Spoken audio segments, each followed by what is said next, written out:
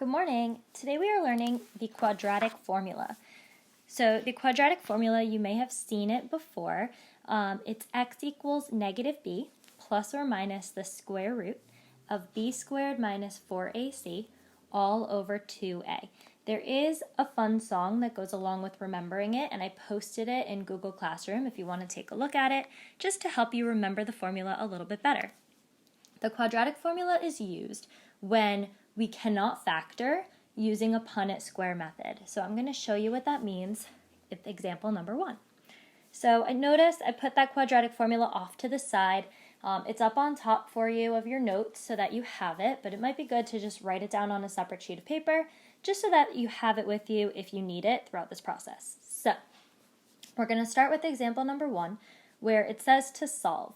We know when it says to solve something, the first step that we always need to do is set y equal to 0. So when I do that, my equation stays the same, but my y value now turned to 0. Now, our next step would be to go ahead and factor. So we want to think to ourselves, would I use dots or would I use a Punnett square? And in this case, I want to use a Punnett square.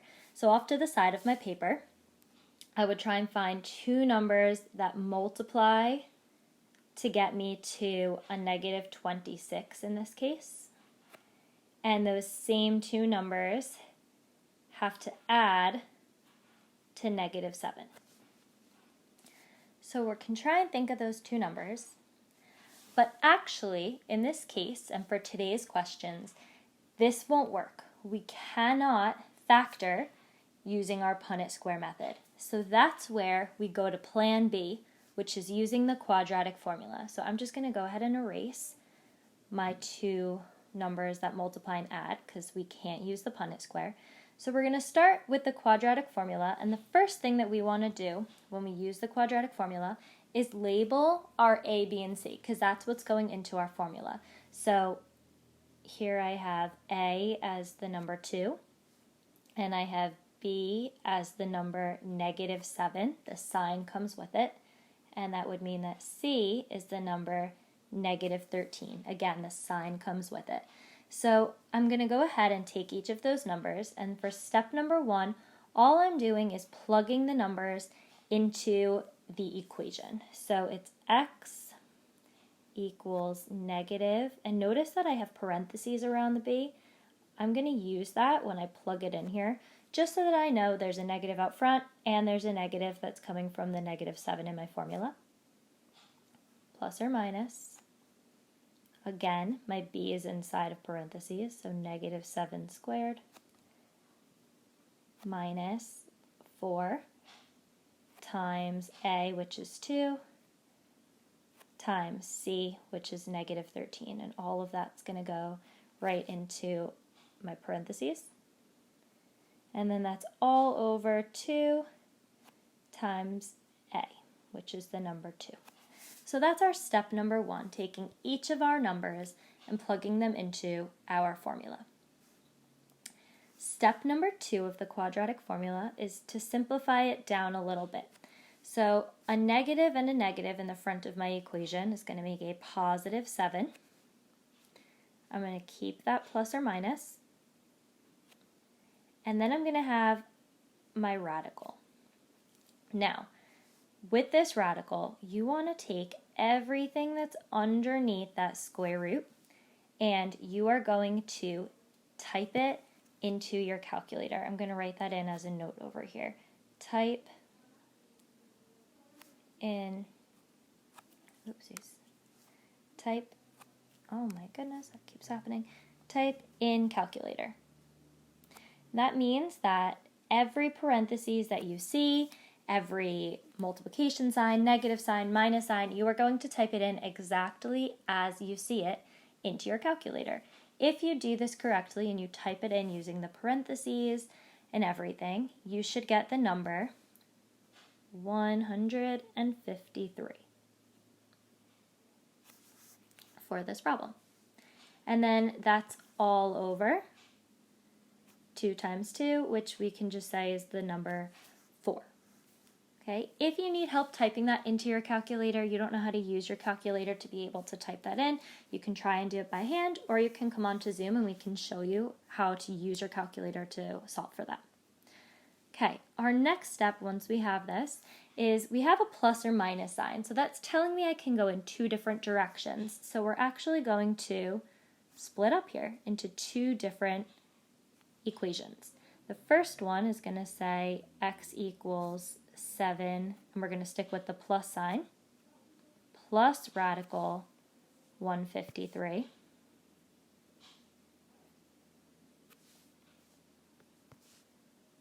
over 4.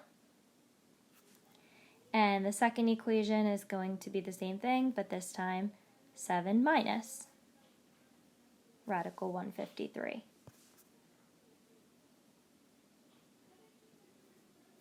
All over 4. So we just split them up so that one of them has a plus sign, the other one has a minus sign.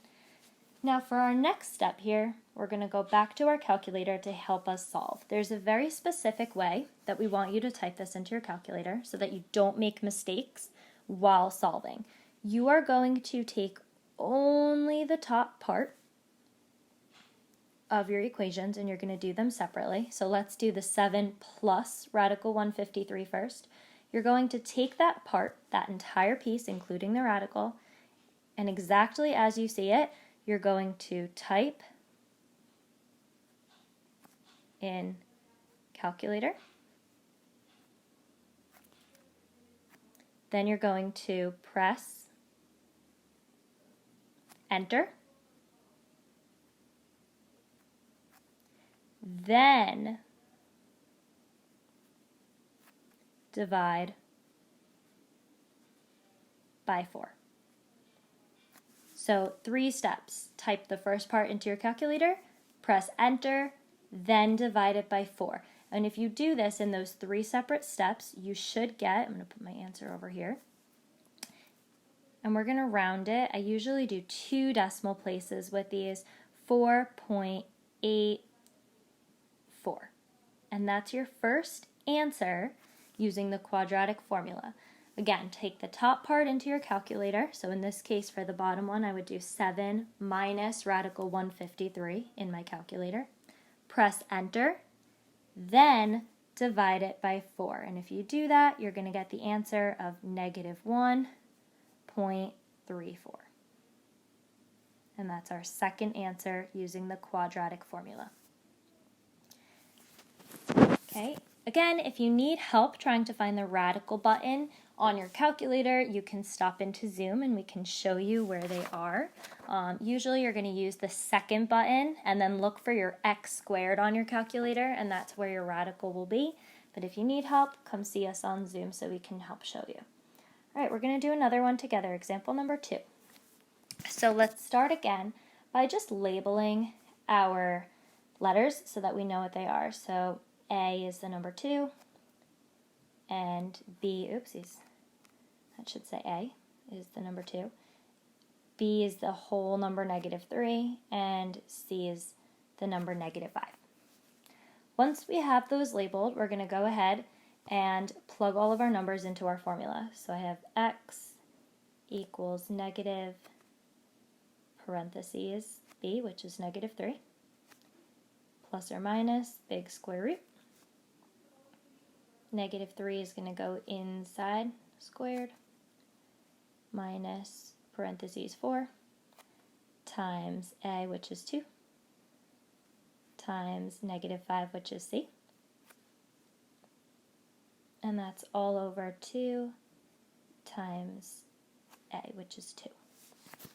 Okay, so first step, just plugging everything into our calculator, or everything into the equation. Second step, I'm going to go ahead and clean this up a little. So I have a negative and a negative in front. That's just going to make a +3. Then I have a plus sign or a minus sign. And I have my radical. And that's where I'm going to go ahead in that first step and just take everything that was underneath that radical, not the radical itself, just everything underneath it, and I'm going to type it into my calculator.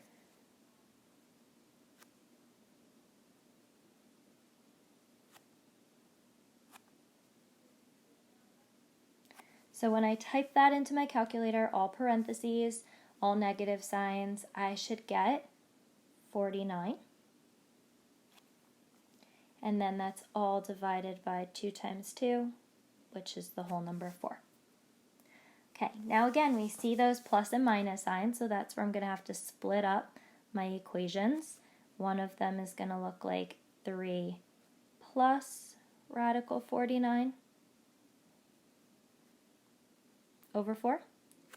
And the second is going to be 3 minus radical 49 over 4. Okay, last step. Remember that we want to do it in 2 separate pieces, so we're going to take the top part of my equation, type it into the calculator and hit enter, and then divide it by the bottom. So those rules again are type in calculator,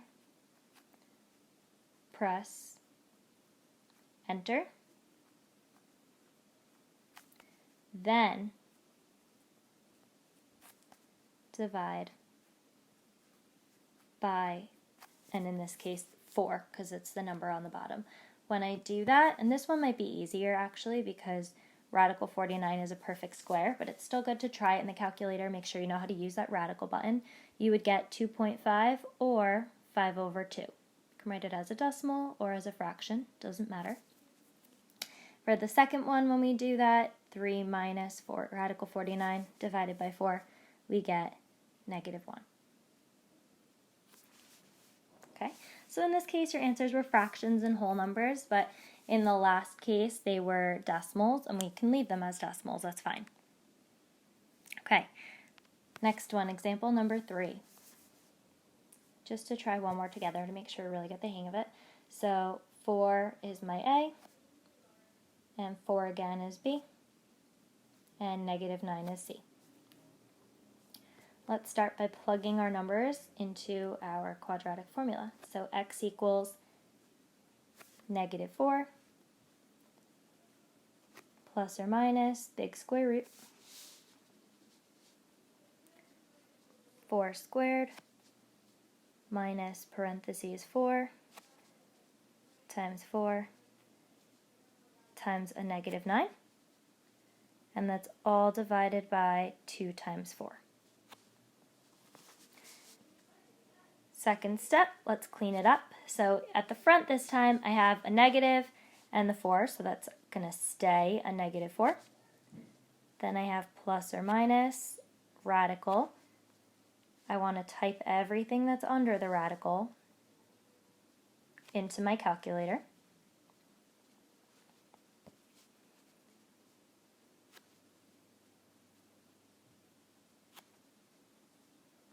And when I do that, I get a radical 100, oops, I'm going to get rid of that, 160. And then again, it's all divided by 2 times 4, which is 8. Now that I have that step done, I can go ahead and split up my answers. One of them going to have a plus sign, so -4 plus radical 160 over 8. And the other one, the opposite, -4 minus radical 160 over 8. Okay, finally, last step, we're going to take the top part of my fraction, type it into my calculator, hit enter, and then divide it by 8 this time because 8 is in my fraction bar. If you do that correctly, the top one should get you 1.08, and the bottom answer would get you -2.08. Alright guys, so that's it for today. There are 6 more problems that you are going to try on your own on the next page. Please follow the steps that we have here. And if you have any trouble with using your calculator, come see us on Zoom so we can help you out. Thanks guys!